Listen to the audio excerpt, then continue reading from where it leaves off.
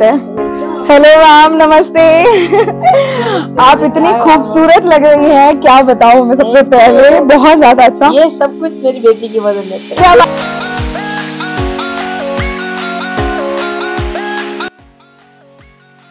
पूरे 3 महीने बाहर रही हूँ मैं। घर में एक रात भी, आज अजमेर जा रही हूँ, ब्यावर जा रही हूँ, नसीराबाद जा रही हूँ, समाज के लोगों को बुआ हम भूखा मर रहे हैं, मासियाँ भूखे मर रहे हैं। मैं पिकअप भर के यहाँ गाड़ी ले जाके बांट के आई कि भूख, मेरे को पता कि भूख क्या होती है, गरीबाई मुझे पता है कि गरीबाई क्या होती है, तो मेरे से ज्यादा कोई भी नहीं जानता। बच्चों को डांस में यही सिखाया। क्या बात है। कहते हैं कि घर चाहे छोटा हो लेकिन दिल बड़ा होना चाहिए। बिल्कुल सही बात। मेरा दिल बड़ा रहा, सब समा जाता है उस दिल में।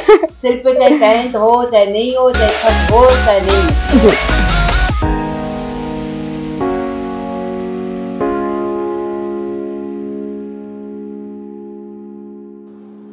जिंदगी भले ही जिंदा दिली का नाम है, लेकिन बेशुमार हिम्मत और सबको पीछे छोड़कर आगे निकल जाने की चाह ही आपको जीवन की ऊंचाइयों तक लेकर जाती है।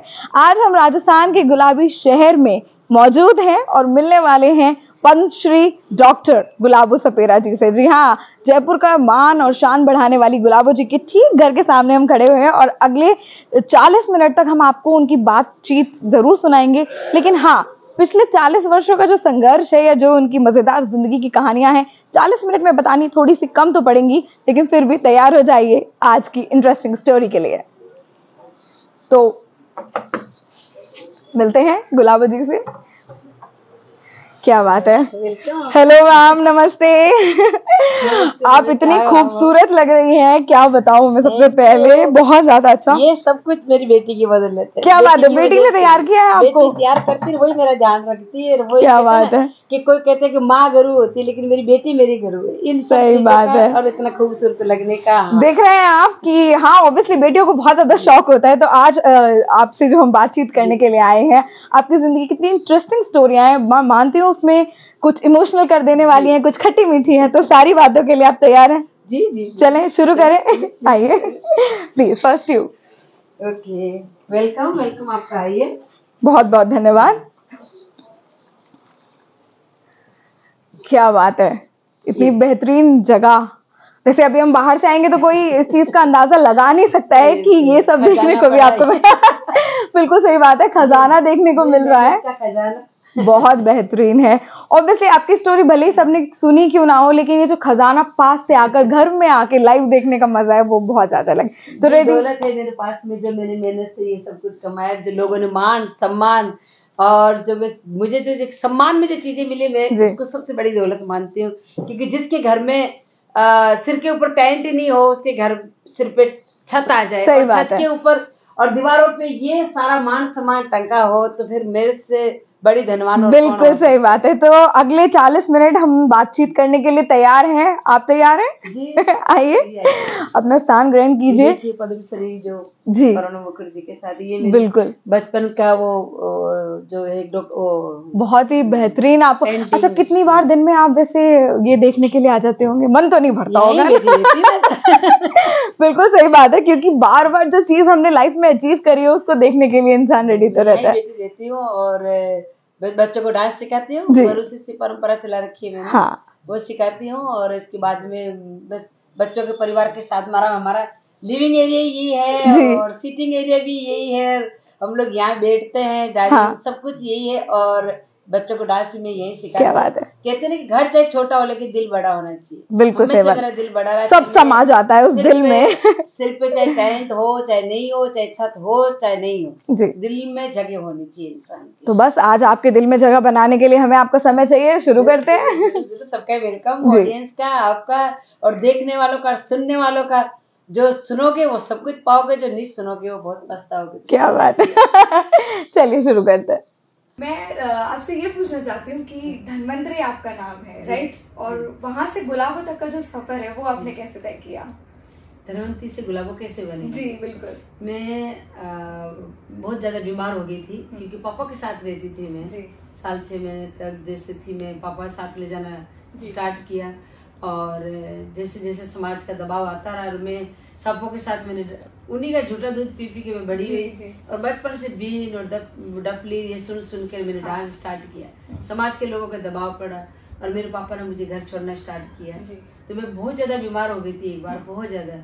तो डॉक्टरों ने जवाब दे दिया था कि अब ये लड़की बचेगी नहीं और करीब करीब मर चुकी है, इसको ले जाओ। मेरे पापा ने कहा कि लड़की कैसे मर सकती है, इसको तो धरती में गाड़ने के बाद में भी नहीं मरी, तो पहले ही मर सकती है, ऐसा सफर आप तय कर चुके थे। तो मेरे पापा ने कहा कि नहीं, ये पीर अजमेर का शरीफ की जगह है, मैं वहाँ लेके जाता हूँ। तो दरगाह में मेरे को ले जाके लिटा दिया मेरे पापा ने, और 1 घंटे बाद गुलाब का फूल आके गिरा और मेरे हाथ पांव चलने लगे। मौलाना साहब ने कहा कि तेरी बेटी जिंदा हो गई, अब इसको ले जाओ। तो मेरे पापा ने कहा कि हाँ मौलाना साहब जी, ये पीर बादशाह की मेहरबानी है। और मैं जिसको लेके आया था उसका नाम धनवंती था। धनवंती को मैं यहाँ छोड़ के जा रहा हूँ, मैं गुलाब को लेके जा रहा हूँ, तो क्योंकि बाबा ने मुझे गुलाब दिया है, तो मैं आज मैं गुलाब को लेके जा रहा हूँ। तो कुदरत का करिश्मा जिसको कहा जाता है, वो आप एक नहीं शायद लाइफ में 2 बार देख चुके हैं। क्योंकि इस कहानी से तो शायद ही कोई अनसुना रहा होगा कि जन्म लेने के 7 घंटे बाद तक आप जमीन में थे। उसके बाद तो ये कहानी भले ही सबको पता हो, पर आप ये मुझे बताइए कि आप कितने मतलब क्या आपकी उम्र थी उस वक्त जब आपको ये पता लगा कि जब आप पैदा हुए थे, इस तरीके से आपने उम्र बच्चा 1 9 महीने का पेट में रहता है, तो 9 महीने का ही था, मेरी उम्र ही 9 महीने की थी उस टाइम पे। मैंने जन्म लिया ही था शाम को धनतेरस के दिन, और पापा उस रोज घर पे थे नहीं। और हमारे समाज में सदियों से रूल बना हुआ आ रहा था कि बेटियों को नहीं रखना है, वो सिर्फ गरीबाई के कारण है कि हम लोग गरीब हैं, जंगल में रहते हैं, और कोई बेटी नहीं चूच हो जाता है, तो वो 7 पीढ़ी का कलंक लगता है। डर था उन्हें किसी तो डर था, और शादी करनी है, उनको कुछ देना भी पड़ता है। तो इस तरीके से लेके उन्होंने एक रूल बना दिया कि अपने जो भी बेटी होती है आप रख सकते हैं, अगर किसी को कमा के इतनी शक्ति है कि बेटी की शादी कर सकती है। तो कोई एक बेटी भी रख लेता, कोई 2 भी रख लेता, लेकिन अक्सर बेटियों को वो जमीन में होते जमीन में गाड़ देते थे। तो मेरे पापा ने ये जब देखा कि ये रूल क्यों है, जब मेरी माँ जन्मी तो मेरे पापा 25 साल के थे। और मेरे नाना जी ने कहा कि भाई अब इसमें डिलीवरी होने वाली है 1-2 दिन में, तो आप ऐसे करो कुछ जापे का सामान लेके आ जाओ खाने पीने का। तो मेरे पापा 25 साल के जवान थे, तो वो बोला हाँ बाबूजी क्यों नहीं लेके आऊंगा। वो गए, गांव में गए, सुबह गए, शाम को रात तक आए, और वो सामान गुड़ तेल अजवान लेके आए। तो पीछे से मेरी माँ का जन्म हुआ जी। तो मेरे पापा जब तक आए तो मेरे नानी ने मेरी माँ को जन्म दे दिया था। तो मेरे नाना जी ने कहा कि भाई जिसके लिए तू सामान लेके आया है तेरी, तो वो मैं आज से यही करता हूँ कि ये बेटी को मैंने जिंदा रखा है, मैंने गाड़ा नहीं है, सिर्फ आपके लिए कि आप गए हो इतनी दूर, और देखो किस्मत की बात है कि इसने जन्म भी ले लिया। तो इतना ज्यादा उम्र का गैप भी रहा हमारे तो होता है। तो वो पापा ने हाँ भर लिया कि भाई धन गड़ी धन बाग की मुझे समाज की बेटी मिल गई। अद्भुत कहानी है। पापा बहुत खुश हो गए कि मैं इतनी मेहनत करके, मेरे को क्या पता कि मेरी दुल्हन ही जन्म ले रही है यहाँ पे। तो पापा ने अभी बात करते थे तो बहुत खुश होते थे पापा। तो इस तरीके से मेरी माँ की शादी हुई मेरे पापा के साथ। तो पापा कुछ समाज से इतने मतलब कहते रहते थे तुम बेटियों को मारते क्यों। जब मेरे पापा ने पता चला कि वो इस कारण मारते हैं, तो मेरे पापा की शादी जब मेरी माँ के साथ हुई तो पापा को एक अच्छा फील हुआ कि यार अपने एक समाज की बेटी है, अपना एक ससुराल मिला है मुझे। नहीं तो क्या करते थे कि लोग बेटियों को, अपने खुद की बेटियों को नहीं रखते थे। साथ ही साथ जब जन्म लिया तो जीवन दान मिला, मतलब पहले ही उनका फ्यूचर तय हो गया कि आप सुरक्षित हो। तो ये क्या करते हैं जब शादी करने के लिए जब लड़कियां की जरूरत पड़ती तो जालोर से मोल खरीद के लड़कियां लेके आया करते थे शादी करने के लिए, परिवार बनाने के लिए। छाबड़ी बनाते हैं, उनकी बेटियां खरीद के लाते थे, उनको पाल पोस के बड़ा कर लेते, इनका नाक नहीं कटता था। लेकिन खुद की बेटियों को ये जमीन में गाड़ देते कि कोई नीच ऊंच हो गया, बिगड़ गई तो हमारे 7 पीढ़ी का कलंक लगेगा। तो मेरे पापा को ये बातें बिल्कुल अच्छी नहीं लगती थी कि उन लड़कियों को भी तो पाल पोस के बड़ा करते थे, क्यों खुद की बेटियों को तो पाल पोस के बड़ा करो। मैं तो ये रूल नहीं रखूंगा। तो मेरे पापा की शादी हुई और मेरी माँ का तो जन्म ही हुआ था, वो 4-6 महीने की हुई शादी होगी। और मेरे पापा मेरी मौसी के पास रहना स्टार्ट कर दिए थे। मैं बड़ी दीदी मैं आपके पास ही रहूंगा। और फिर मेरी माँ को 6 साल की थी तो ससुराल लिया है, पाल पोस के उनको लड्डू वड्डू खिला के अच्छा तंदुरुस्त किया, बड़ा किया। कहते खोपरा खाने से जल्दी बड़ी हो जाती है, इस तरीके से मसरी खोपरा खिला के बड़ा किया मेरी माँ को। और पहला बेटी हुई मेरे पापा ने कहा कि मैं इसको रखूंगा।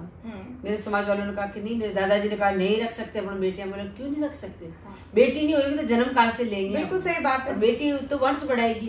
इस तरीके से फिर मेरे पापा ने पहला लड़की रखी, साल डेढ़ 2 साल बाद में दूसरी बेटी हुई। पापा ने नहीं गाड़ा। तीसरी हुई, नहीं गाड़ा। तो समाज के लोग कहे भाई तू तो 3 बेटियां रख रहा है, क्या करेगा इनका? बोले क्या करूंगा, कन्यादान करूंगा। बिल्कुल एक साथ एग्जाम्पल सेट करते करेगा कहाँ से? बोले मैं कमाऊंगा ज्यादा से ज्यादा, जरूरी थोड़ी बेटी को धन देना ही होता है, कन्यादान कर दो बस बहुत होता है। तो इस तरीके से फिर 3 भाई हुए, 7वां नंबर मेरा हुआ। अच्छा, आप 7वें नंबर? हाँ। तो मेरे पापा उस रोज धनतेरस का दिन था तो वो चले गए बाजार में सामान लेने के लिए, और पीछे से मेरा जन्म हुआ। और जन्म होने के बाद में जब औरतों ने कहा कि इसकी तो पहले 3 बेटियां हैं और समाज से खिलाफ जा रहा है, ये आज अच्छा मौका के घर पे नहीं है, इसको अपने समाज में ले लेते हैं, अपने रूल में साथ कर लेते हैं। तो जलेसी की मारी औरतें माँ को बता रही तेरी बेटी हुई है।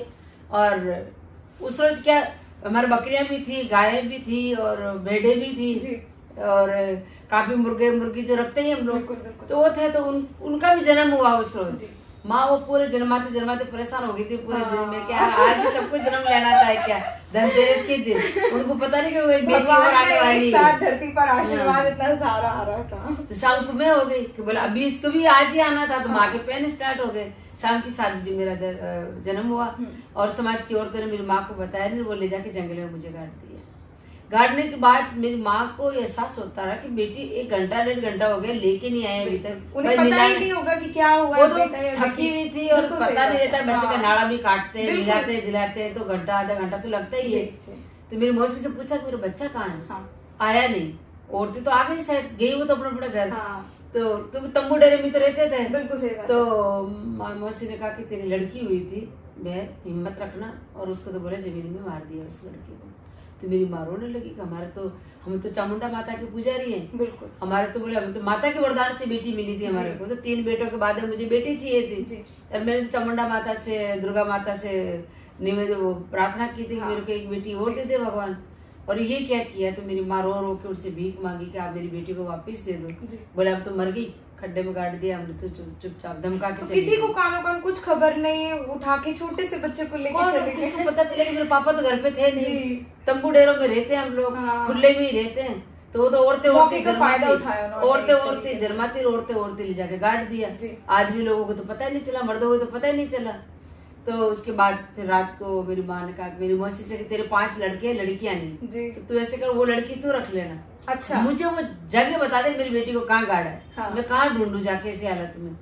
मेरी मौसी ने कहा कि ठीक है मेरे को देना पड़ेगा। बोला हाँ तेरे को दे दूंगी वो। अच्छा। तो मेरी 3 माँ मिली मुझे एक ही दिन में। तो उसके बाद पर मेरी मौसी ने कहा मर गई होगी बहन, तो 5-6 घंटे हो गए उसको। तो बोले नहीं, मेरा विश्वास आत्मा कहती है कि वो जिंदा मिलेगी मुझे। और इस माँ की आत्मा जानती है कि उसका बच्चा कैसा है। रवाना हो गए और जंगल में जाके खोद के जब निकाला तो क्योंकि नाड़ा काटते नहीं है हमारे। अच्छा। वो नाड़े से ही काटते हैं। हाँ। तो उसका कुछ मिलता रहा मुझे। बिल्कुल सही बात है। उससे आप एक तरीके से न्यूट्रिशन आपको आता रहा, तो ऐसा नहीं था कि आप एकदम से प्लांट निकल जाए।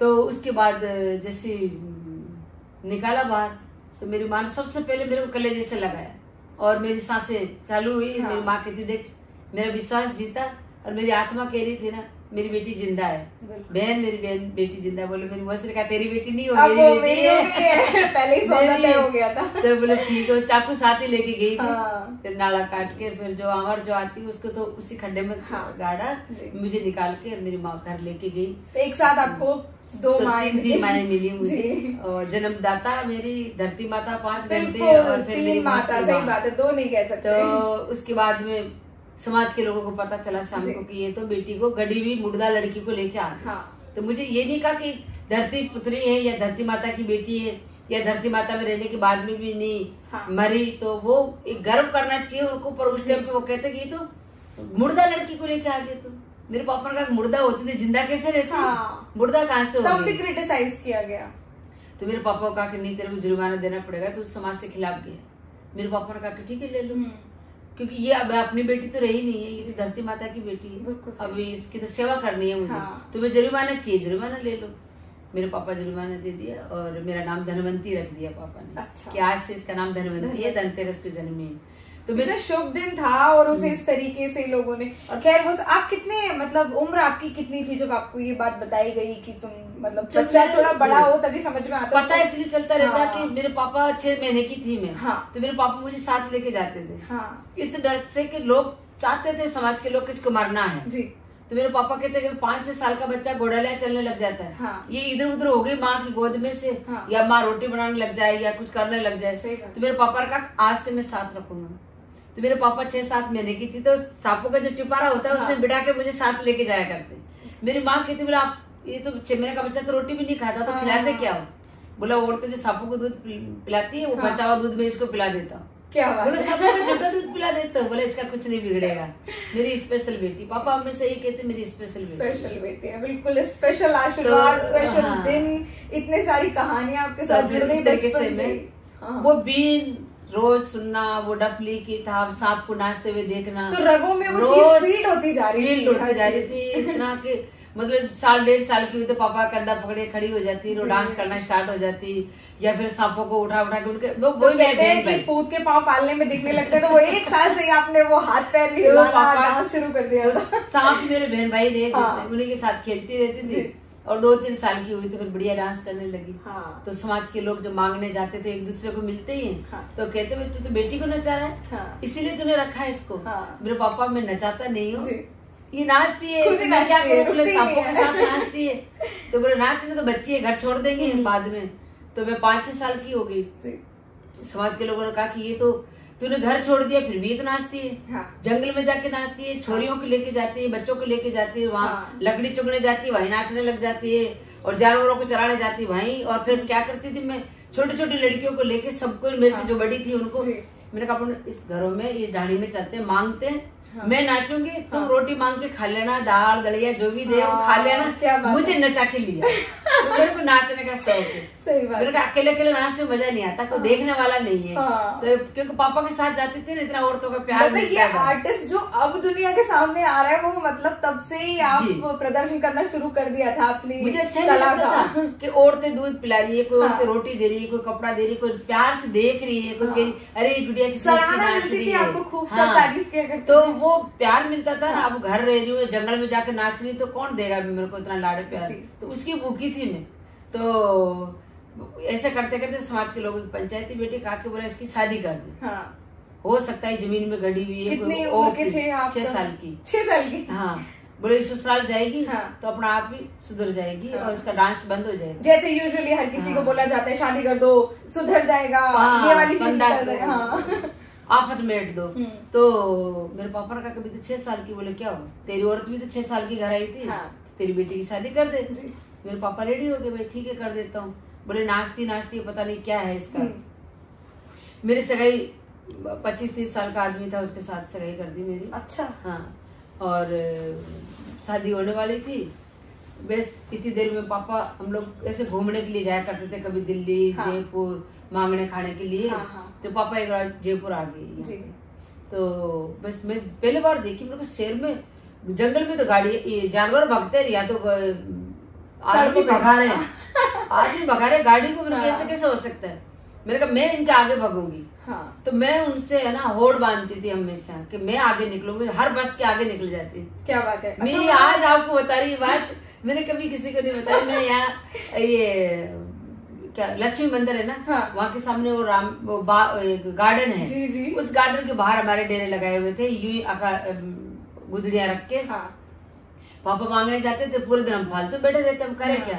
मैंने कहा मैं इनसे होड़ बांधती हूँ कि कौन पहले निकलता है। साइकिलों के आगे निकल जाती, बस से आगे निकल जाती, बेचारे वो तो ब्रेक लगा लेते। भागती थी रोड पे पूरे दिन। मतलब डांस आपने गीत भी गाए हैं, लिखे हैं, सारी चीजें आप कलाते और भागना भी। पेड़ पे चढ़ के ऊपर से नीचे बचपन से एक्टिव रहे आपको। पेड़ पे चढ़ जाती, कोई भी नहीं पहुंचता, वहां में पहुंचती थी। मेरे भाई मेरे से जस्ट मेरा बड़ा भाई, उसको मैं हरा देती, फिर पिटाई खाती थी। मैंने कहा मैं सबसे ऊपर चढ़ूंगी, बोला नहीं चढ़ सकती, मैं चढ़ूंगा। मैंने कहा नहीं मैं चढ़ूंगी। मैं दूसरे डाले से होके दूसरे डाले से यूं करके, और वो पतली सी डाली होती थी उसके ऊपर चढ़ के ऊपर। मैंने कहा देख सबसे ऊपर हूँ। बोला अब तू गिरेगी नहीं तू।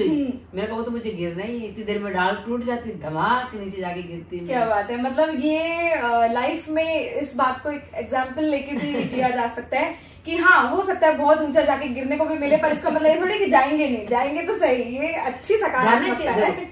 आदमी जब तक नहीं गिरता है तो उसको एहसास ही नहीं होता कि गिरने का दर्द क्या होता है, और फिर उसके बाद में अपने को संभल के कैसे गिरना है। बिल्कुल सही बात, गलतियों से ठोकरों से सीखना है तो गिरना। वो चढ़ी में पतली डाली पे तो गिरी, अब मैं दोबारा चढ़ूंगी तो मोटा पेड़ देखूंगी, बड़ी डाली देखूंगी और उसके ऊपर खड़ी होंगी। क्या बात है। तो ये कोई क्या ऐसी चीज थी, मतलब ऐसा क्या खाने में घोट के खाते थे आप जो इतना ज्यादा आपको जब बचपन में नाचती थी, बात के पीछे बात को जब बीच में मैं नाचती थी ना बचपन में, तो सब पूछते थे कि ये लड़की खाती क्या है, तो मेरे दादाजी मेरे साथ रहते थे, बोले ये सलाजीत खिलाई हमने इसको जैसे बंदर की जैसे कूदती रहती है पूरा ताकतवर, मेरे को ये सलाजीत खाए हुए बोलते थे सबको, बोले इस लड़की ने जंगल में कहीं ना कहीं सलाजीत जरूर खाई होगी। तो पेड़ पे चढ़ जाना, गाड़ियों के आगे, कितनी बार गाड़ी वालों ने बोला ये लड़की मर जाएगी, बोले तुम लोग इसको रोका करो। तो हम लोग वहां से मेरे पापा ने कहा कि ये टिकने नहीं देगी। कभी डर नहीं लगता था? नहीं, क्या कर रही हूँ क्या नहीं कर रही हूँ, मरना जीना क्या है जिंदगी में, तो आज भी नहीं डरती, पहले भी नहीं डरती थी। इसीलिए आप सबकी प्रेरणा बनी हुई है आज। मैं तो आज भी नहीं डरती, मैंने कोरोना में पूरा बाहर रही हूँ, मैं नहीं डरती मरने से। तो एक पापा ने कहा कि तू नहीं टिकने देगी, दूसरी जगह चलते हैं। दूसरी जगह जा रहे थे, मेरे को मैंने कहा यार बस वाला आ गया, मेरे को तो इससे जीतना है। मैंने कहा पापा पानी लेके आ जाओ आपके लिए, बोले नहीं नहीं नहीं नहीं रहने दे। मैं गिलास उठाया और भाग के उस पार चली गई, पानी लेके आती थी मैं, इसलिए राउंड काटती थी पूरे दिन। तो मतलब वैसे घर में किसी को कोई भी काम होता होगा तो सबसे पहले सबसे एक्टिव यही है, इसी को भगाओ। चाय लेने भागती थी मैं 2-3 किलोमीटर से, तो चाय लेके यूं हथौड़ी लगा के उसके ऊपर कोई पेपर कुछ नहीं नीचे गिलास, स्टील गिलास से पीते थे मेरे पापा। मुझे कुछ नहीं, मेरे ये दिखता था मेरे पापा के लिए चाय लेके जा रही हूँ, हाथ जल रहा है, पाँव जल रहा है, कुछ नहीं दिखता, मेरे पापा के लिए चाय लेके जानी है मुझे। बहुत जो भी होटल खुलती थी इन बातों को, जो भी होटल खुलती थी ना, सबसे पहले जाके मैं खड़ी होती थी, भैया मेरे को बोले चाय चढ़ाने दे, बाद में दूंगा तेरे को। मैंने कहा तेरे को पैसे दे रही हूँ, 2 पैसे देती थी उसको, जब चाय 35 पैसे की मिलती थी, जबकि बात मैं 2 पैसे देके चाय लेके आ जाती, और फिर उसके बाद में वहीं आ रही वापिस के। फुल ऑन एडवेंचरस जिंदगी रही है आपकी बचपन से लेकर। मेरे को जब लास्ट दिन आया ना, तो बस से तो आगे निकल गई, इधर से साइकिल का झुंग आ रहा था। अच्छा। साइकिल के नीचे में दब गई और सारी साइकिलें निकलती गई, मेरी टांग का कचरा हो गया है। और अब मैं माँ को देख रही हूँ, ऐसे आपको देख रही हूँ जैसे, माँ की नजर तो वहाँ हेडपंप पे, मेरे को नहीं देख रही कि मैं नीचे पड़ी हूँ, क्योंकि वहां से आना था, तो वहीं देख रहे थे। तो फिर साइकिल वाले उठा के गए, हम रोज कहते थे माता जी आपको देखो आपकी बेटी आज गिरी गई, तो मैं भाग तो जाती लेकिन मैं उठ नहीं पा रही थी क्योंकि पाँव लड़खड़ा रहा था ऐसे। मेरी माँ के पास गई, माँ बेहोश हो गई, मेरे को ये लो, मेरे को कुछ नहीं हुआ मुझे। तो इस तरीके से मेरी टांग टूटी। उनको पता चला कि मेरी माँ ने तो प्लेस्टर बांध दिया, मेरी हड्डियां जमा के प्लेस्टर बांध दिया, वो आयुर्वेदिक थी मेरी माँ। अच्छा। मैं तो लंगड़ा के चली, वो सगाई वाला आया और डोकरा वो देखा, बोलो ये तो लंगड़ा चले छोरी, बोलो ये के साथ ब्याह को नहीं करूँ। आप तो खुश हो गए होंगे। अरे भगवान, मेरे तो अच्छी दोनों टांगे टूट जाती तो बड़े रहते। ये कहा जाता है ना कि लाइफ में जो भी होता है अच्छे के लिए होता है, कहीं ना कहीं वो कनेक्टिविटी। भगवान ने मेरी सुनी कि मेरा डांस कंटिन्यू रहा है तो वो बंद करवा देते डांस करना। तो उन्होंने कहा कि बोले नहीं हम तो नहीं लेंगे इस लड़की को, इस तो लंगड़ा के चल रही है, अब कौन इसकी सेवा करेगा। मेरी माँ ने कहा कि ये तो मैं ठीक कर दूंगी इसको, इसमें कोई ऐसी कोई भी लचक नहीं रहेगी कि ये लंगड़ा के चले। पाँव ठीक हो गए लेकिन वो नहीं माने। मैंने कहा मेरे को माँ क्यों नौरे खा रही है, तो चाहती मेरे को डांस करना है ना माँ। बोला मैं तो खाली ऐसी बोल रही हूँ, मैं तो सचमुच में थोड़ी ना डांस प्रोफेशनली तो खैर बहुत बाद में, लेकिन इस डांस वाला सफर का क्या एंगल है, कहाँ से आपने परफॉर्मेंस करने स्टार्ट प्रोग्राम जो स्टार्ट किया? बचपन में तो यही था कि रोड पे जा रहे डांस करने के लिए, फिल्मी गाने गा रहे, सुन लिया सरगम का गाना सुन लिया, कोई बैंड पे जा रहा था बजाता। और शहर में तो जब ये सारी चीजें गतिविधि लोग देखते होंगे तो बहुत अच्छा लगता था मुझे।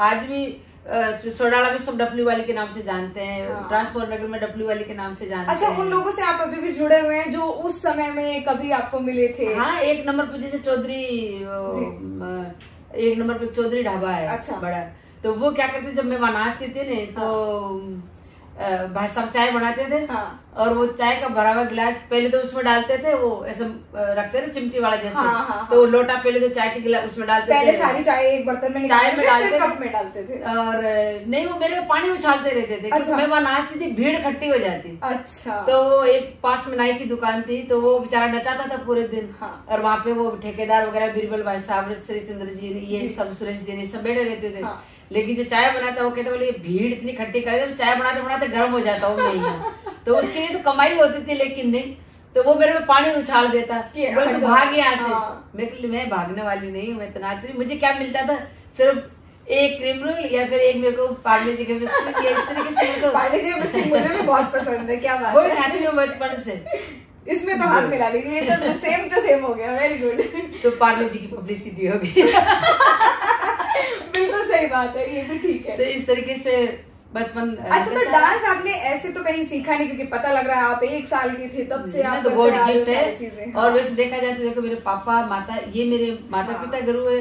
वैसे सांपों के साथ सीखा है, तो सांपों से प्रेरणा मिली है मुझे, वो ही मेरे गुरु जी है।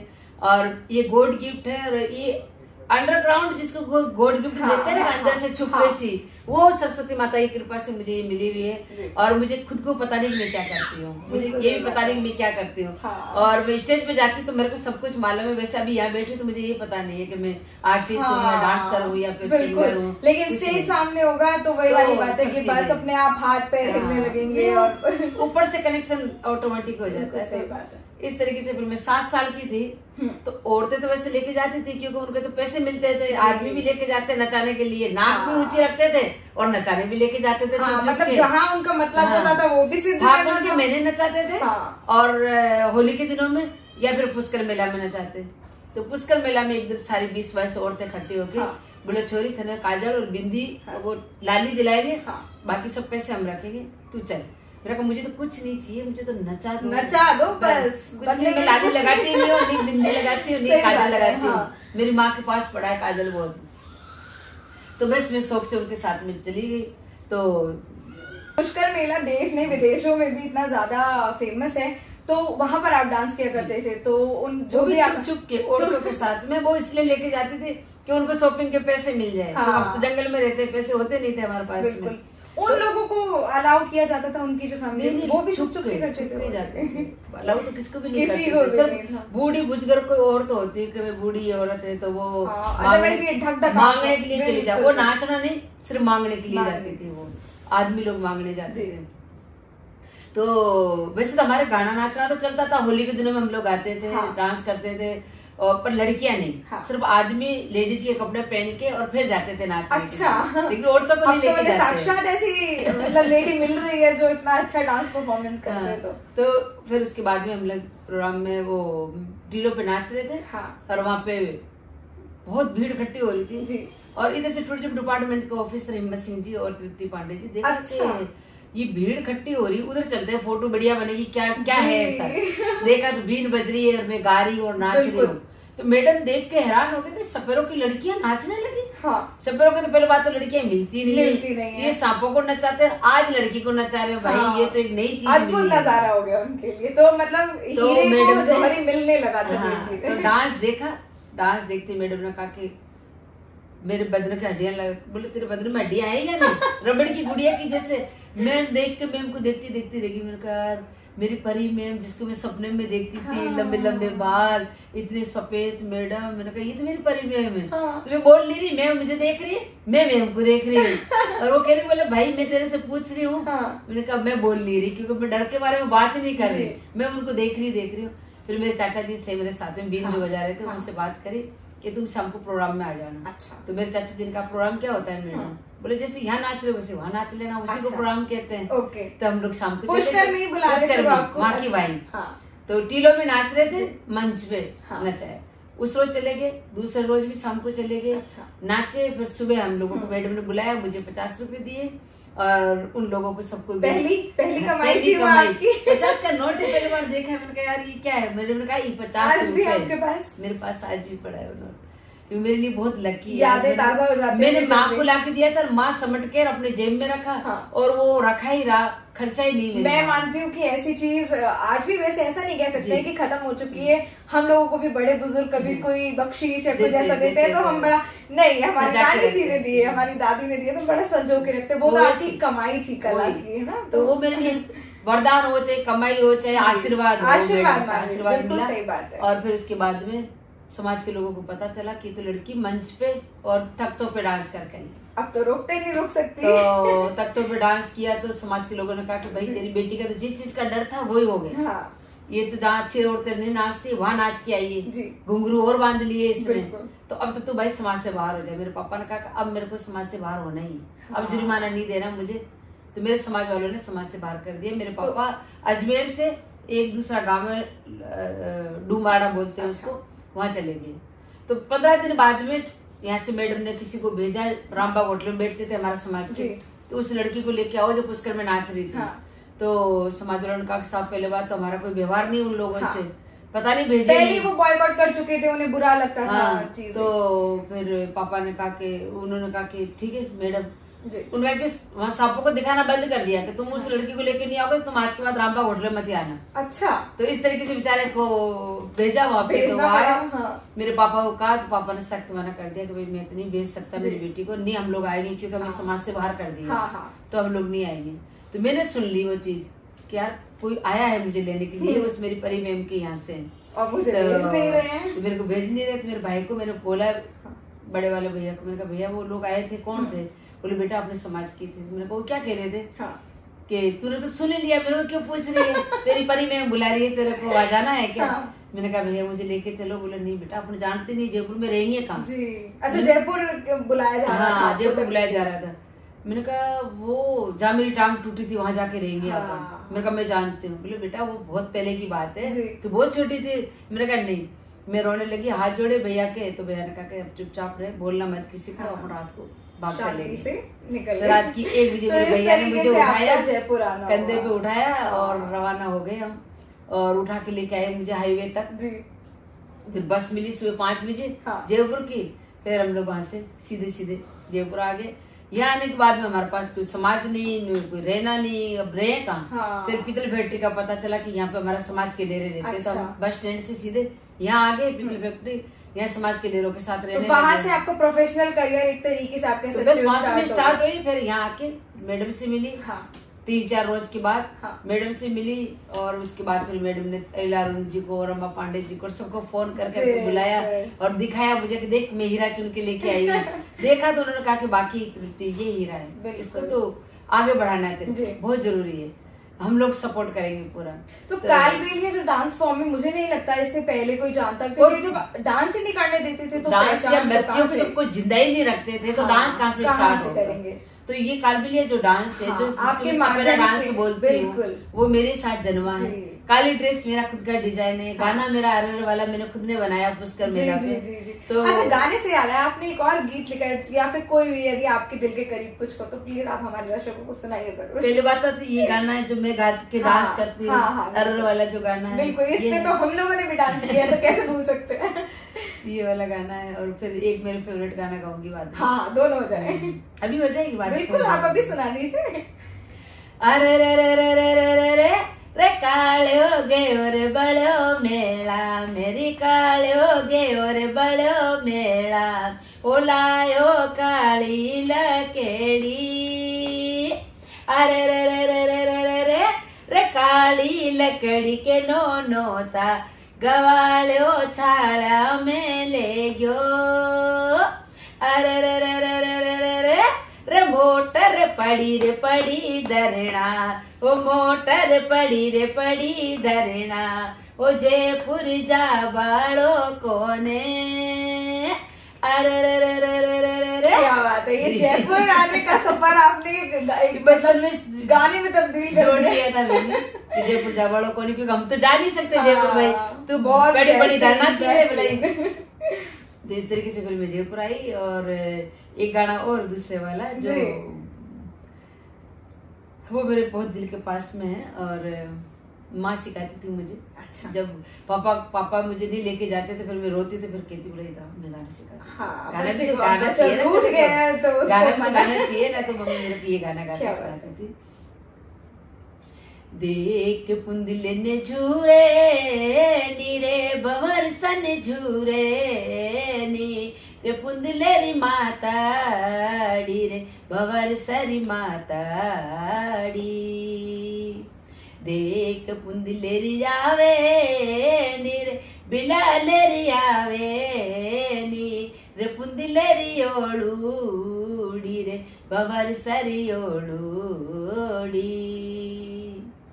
देख पुंदिले ने बरजो नी रे बवर सनी बरजो नी रे पुंदिला परदेसा मत जा रे बवर मारा परदेसा मत जा।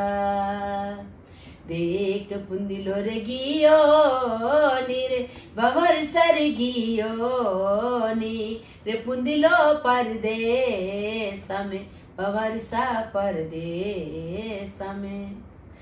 बहुत ही अच्छा।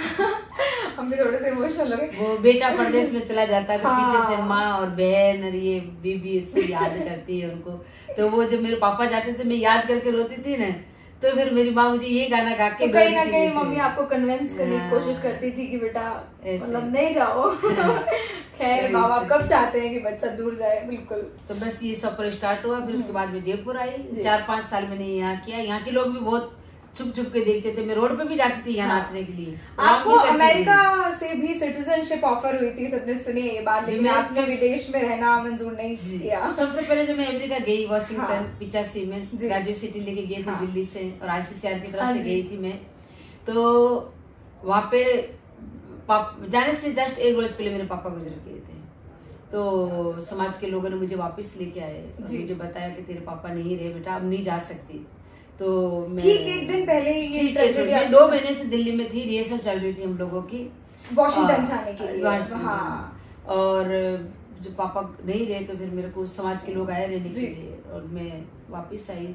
मुझे बताया नहीं था वहाँ पे, यहाँ लाके बताया कि तेरे पापा नहीं रहे बेटा, अब आप नहीं जा सकते, कह के चले गए। मैं बेहोश पड़ी रही बहुत देर तक। और बाद में जब मेरे पापा आके रात को कहते हैं कि बोले बेटा उठ, तेरे को तो चिल गाड़ी में बैठ के जाना। तो मेरी आँख खुली एकदम। मेरे पापा तो जिंदा ही है, यहीं तो आए थे अभी। मेरी माँ को कहा, बोले मैंने पापा कहीं नहीं गए, पापा तो अपने साथ है, पापा भी आके मुझे जगाया है। बोले बेटा वो तो सपना है। मैं सपना नहीं माँ, हकीकत। पापा कह रहे थे कि चिल गाड़ी में बैठ के जाना है मुझे। तो मेरे आंसू पहुंचे। मैं आज के बाद कभी नहीं रहूंगी वहाँ, देखना मेरे पापा जिंदा है। पापा की बॉडी है ये, पापा का ही शरीर है, पापा की आत्मा, पापा ने मुझे पैदा किया। बिल्कुल सही बात है। तो ठीक है, जाने वाला अपने आंखों से उजल जरूर हो जाता है, लेकिन अपने दिलों से थोड़ी ना उजल नहीं हो सकता।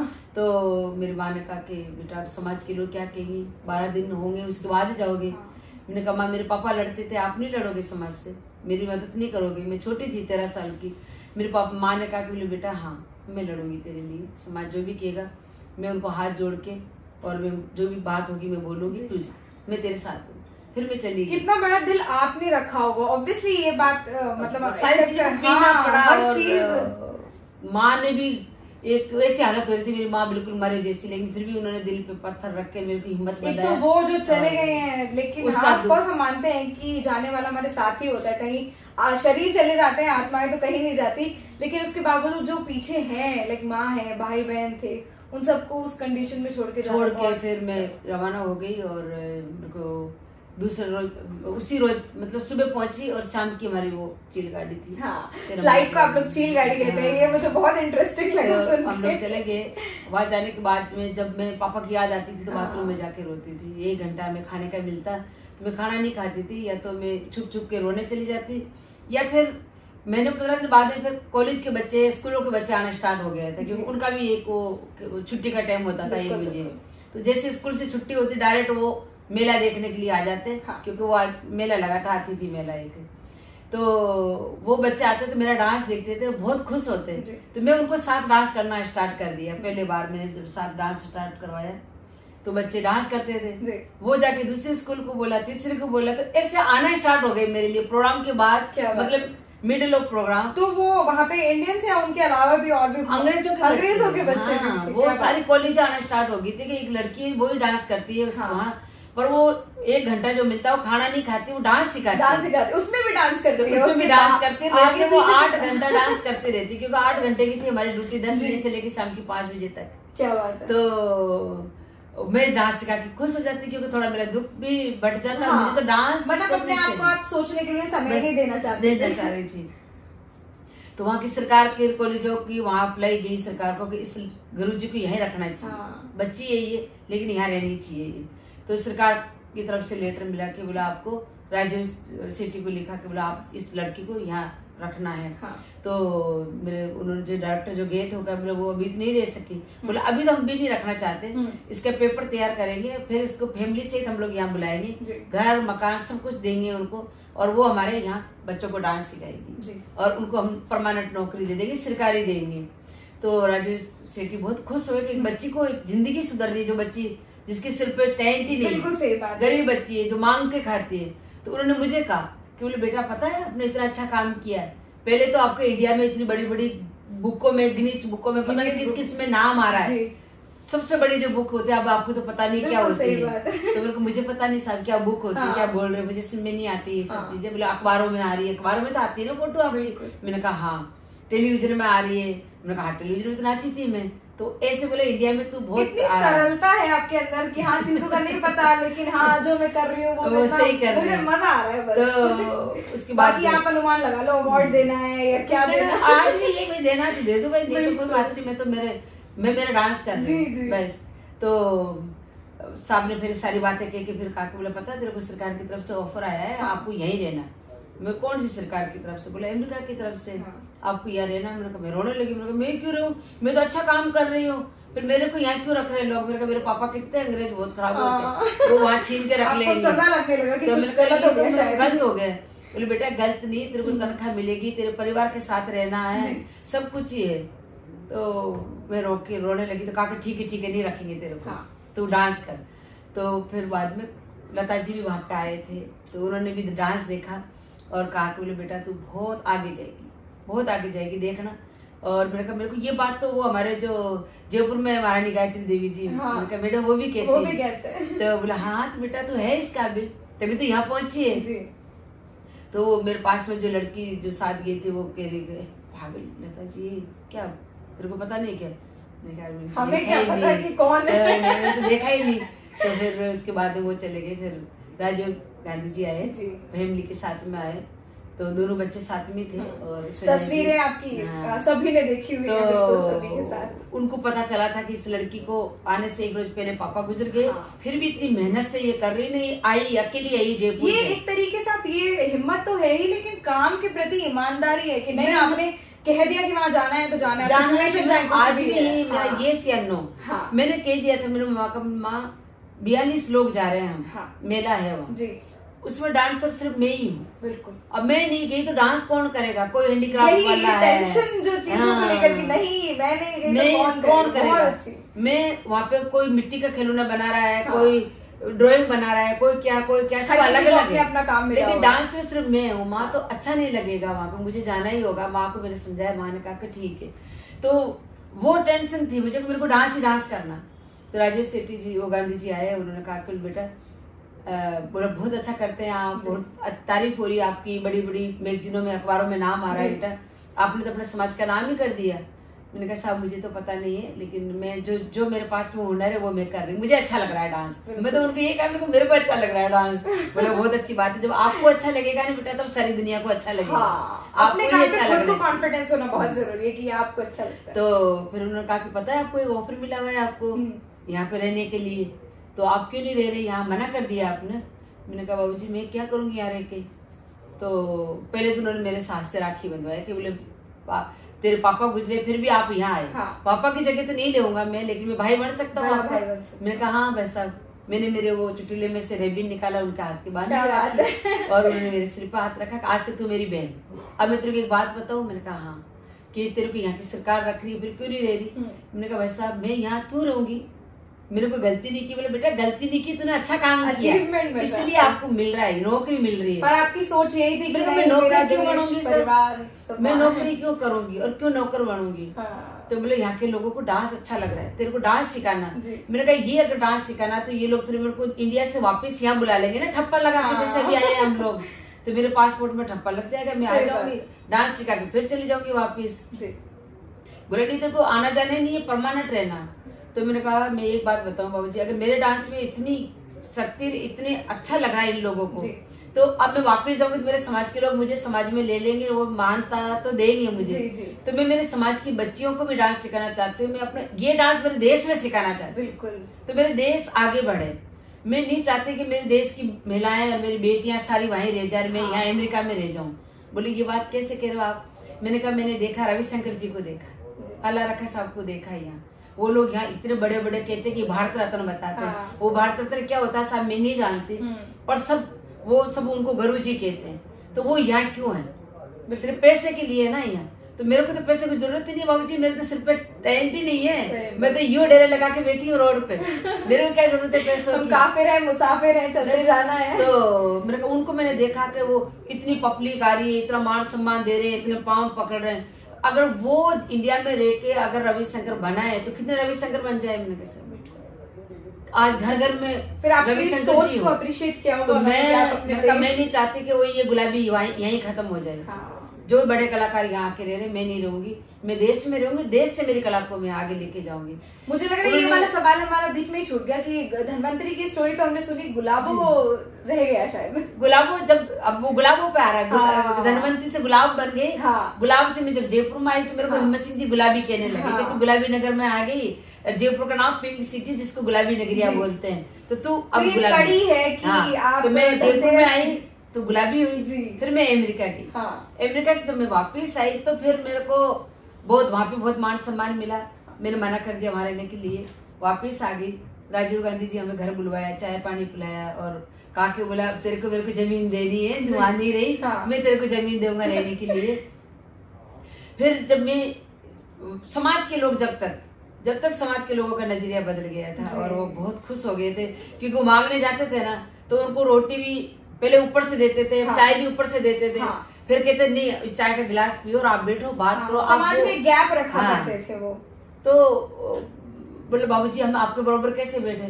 बोले क्यों नहीं बैठोगे, तुम्हारी बेटी प्रधानमंत्री से वहाँ मिल रही है, तुम्हारी बेटी वहाँ पे इतना बड़ी बड़ी बुकों में नाम आ रहा है, अखबारों में उसकी फोटो नहीं देख रहे क्या? अरे साहब हम तो पढ़े लिखे ही नहीं है। बिल्कुल। अक्सर हम देखते हैं ना जबकि पूरे समाज में या फिर पहले परिवार की बात कर लेते हैं कि हम समाज में बहुत कुछ अच्छा कर लेते हैं, लेकिन जब तक हमारे घर के लोग उसे एक्सेप्ट नहीं करते तो हमें सारा शान शौकत सब अजीब से लगती है, कब लगती है। लेकिन जब समाज ने आपको वैल्यू करना शुरू, तब आपको असली तो विजय महसूस। जब मैं वापस आई तो समाज के लोगों ने जब उनको चाय पिला रहे हैं, कोई पास में बिठा रहे हैं, तो उन्होंने एक दूसरे बात बताया, यार मुझे उस लड़की की वजह से सम्मान मिला।